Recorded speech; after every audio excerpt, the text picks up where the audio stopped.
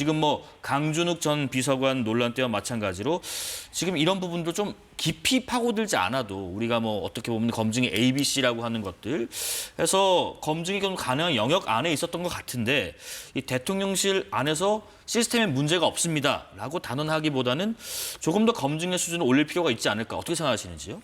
뭐 시스템 자체는 참 어려운 거예요. 이 윤석열 정권에도 인사정보관리단이라 그래서 아예 법무부로 그 인사 검증 시스템을 가져가서 더 샅샅이 보겠다라고 했음에도 불구하고 수많은 인사 사고들이 벌어졌지 않습니까?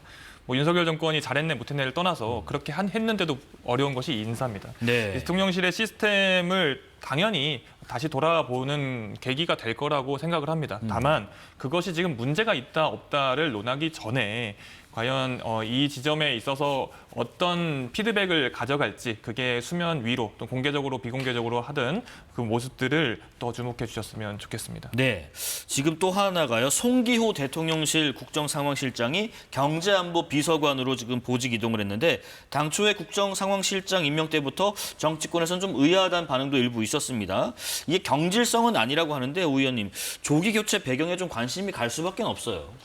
뭐 자세한 부분을 알기는 좀 어렵습니다. 네. 내부에서 여러 가지 뭐 인사 이동이 있을 수도 있고 특히나 인수위가 없었던 정부니까 여러 가지 초반에 이런 여러 가지 변동들은 충분히 있을 수 있다고 생각을 합니다. 네. 저는 이런 부분을 너무 이재명 정부에서 또 부담을 가지지 않았으면 좋겠다고 생각하는 게 우리가 인사검증 시스템을 이야기할 때 인사청문회 자체도 국회의 인사청문회도 주요한 인사검증 시스템 안에 들어갑니다. 이 과정을 통해서 후보자의 흠결이 있거나 막 적절하지 않은 사람이라는 게 드러나면 그때는 너무 자존심 내세우지 말고 적절히 빨리 교체하는 게 오히려 그게 진짜로 제대로 된 인사검증 시스템이 작동하도록 저는 하는 거라고 생각합니다. 네. 그래서 이번에 강선우 후보자 같은 경우는 늦었지만 이렇게 처리한 건 잘 된 거라고 생각하고요. 마찬가지로 송기호 실장님 이분도 뭐 적절하지 않았으면 옮길 수 있죠. 적절하지 않았으면 옮길 수 있고 더 잘 맞는 부처에 이렇게 옮기는 건 충분히 가능하다고 저는 생각을 합니다. 너무 고집스럽게 그 자리를 차지하려고 부담을 갖지 않는 것이 좋겠다라는 조언도 하시네요. 그 인사 실패라는 표현 자체가 조금은 우리가 조심스럽게 써야 된다 생각을 해요.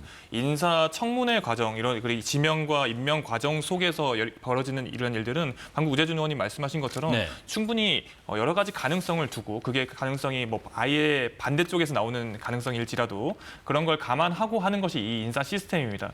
인사 실패라고 할 만한 것은 이렇게 지명을 했고 임명을 했고 국정 운영을 맡겼는데 그리고 나서 그 국정 운영을 맡은 사람이 당사자가 정말 국가 운영에 폐가 되는 그런 모습들을 보이면 저는 그런 것이야말로 진짜 인사 실패라고 생각하고 네. 오재준 의원님 말씀하신 것처럼 그 상황이 가기 전에 이 한참 전에 조기에 마무리됐다는 것 자체가 인사 실패라고 보기는 어렵다. 또 인사 성공이라고 하기도 어렵지만 인사 시스템 중에 하나다라고 생각하면 될 것 같습니다. 예. 자, 또 하나가요. 지금 여야가 국민의힘 추천 몫의 국가인권위원회 위원 선출안을 본회의에 상정하지 않기로 했습니다. 국민의힘이 지영준 변호사와 박형명 변호사를 추천하자 일부 인권단체와 시민단체가 이 사회적 소수자에 대한 혐오와 차별을 선동했다. 내란 책임자를 옹호했다라며 반발했는데요. 우 의원님 이 부분 어떻게 보시는지요? 몇 가지 발언만 보고 이분이 그렇게까지 완전 부적격이다라고 하기에는 조금 부족한 측면이 저는 있다고 봐요. 왜냐하면 최근에는 저희가 인사청문회를 진행하다 보니까 정말 수많은 사람들의 그 발언들을 다 찾아봤습니다. 그러면 샅샅이 뒤지면요. 대부분의 사람들이 과거에 있었던 발언에 있어서는 문제되는 발언들이 조금씩 나옵니다. 뭔가 실언이 나와요. 네. 그래서 이게 너무 그렇게 야박하게 볼 필요는 없지 않나라는 생각이 듭니다. 특히나 민주당의 지금 장관 후보자로 이번에 지명되고 또 통과되신 분들 보면 훨씬 더 그 거친 표현을 했던 분들도 많고요. 저 같으면 환경노동위원회 소속인데 그 노동부 장관 분 같은 경우는 김정일 조문하겠다고 방북 신청까지 했던 분입니다. 그런 분들도 사실 강선우 후보자나 이런 분들에 묻혀서 좀 지나가는 상황이잖아요. 그런 상황에서 지금 또 여당에서 이걸 가지고 문제를 삼는 건 좀 지나치지 않나라는 생각이 듭니다. 모 의원님 의견도 좀 들어볼게요. 한 가지 제가 들은 이야기만 좀 전달을 하자면요.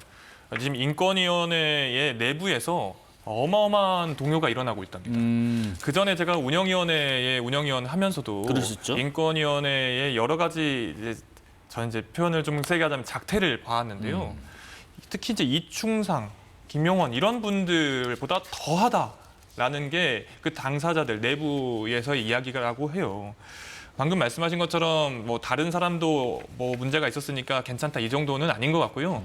마치 지금 뭐 강선우 후보자에 대한 그런 엄격한 잣대처럼 똑같이 민주당은 엄격한 잣대를 들이대고 진짜 인권의 마지막 보루로서 인권위원회가 활동할 수 있도록 여야가 같이 목소리를 모았으면 좋겠습니다. 네. 사실 뭐 자당에서도 뭐 강선우 후보자를 둘러싼 어떤 스스로의 사성의 목소리도 있었고 또 결론적으로는 지금 이진숙 후보자는 지명 철회, 강선우 후보자는 자진 사퇴로 마무리가 되게 됐습니다.